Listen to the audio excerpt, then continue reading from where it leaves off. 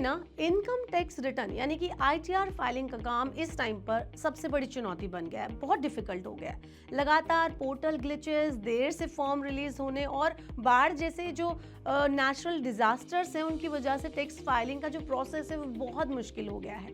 इसी कारण कई बड़े टैक्स संगठनों ने 15 सितंबर की आईटीआर की डेडलाइन को बढ़ाने की मांग कर दी है। इसमें federation of Karnataka chambers of commerce and industry यानी कि FKCCI और इसके अलावा चार्टेड अकाउंटेंट एसोसिएशन सूरत यानी कि CAS भी यहाँ पर शामिल है। चलिए अब आपको बताते हैं कि आखिर जो CA ग्रुप्स हैं वो कह क्या रहे हैं, उनकी डिमांड क्या है।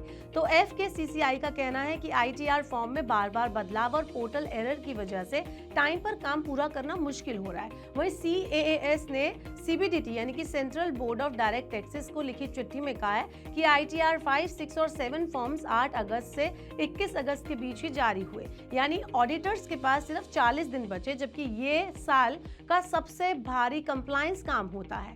CAS के अध्यक्ष हार्दिक काकड़िया ने कहा है कि हर साल फॉर्म देर से आते हैं और उनमें बग्स होते हैं। टैक्स पोर्टल अब पूरा सिस्टम कंट्रोल करता है लेकिन ये ठीक से काम नहीं करता है।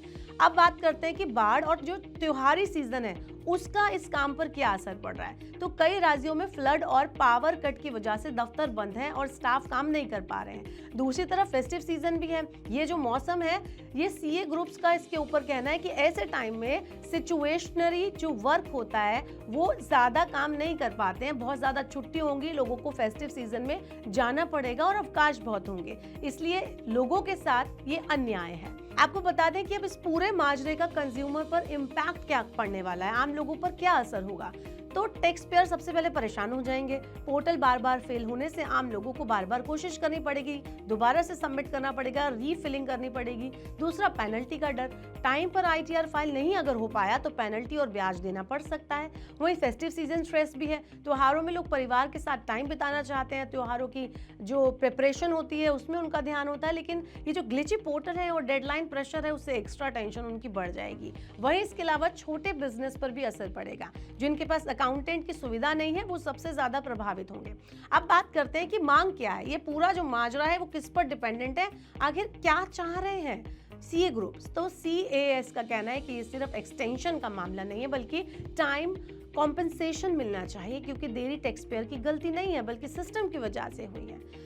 तो फिलहाल इनकम टैक्स डिपार्टमेंट ने डेडलाइन बढ़ाने की मांग पर कोई जवाब नहीं दिया है, लेकिन अगर जल्द ही राहत नहीं दी गई तो लाखों टैक्स पेयर्स और छोटे बिजनेस को बड़ी दिक्कतों का सामना करना पड़ सकता है। क्या आप भी इस बात से अग्री करते हैं कि ये जो फ्लड की सिचुएशन है और जो ये त्योहारी सीजन है और जो पोर्टल में ग्लिच आ रहे हैं इसकी वजह से टैक्स पेयर्स को बहुत ज्यादा दिक्कत हो रही है?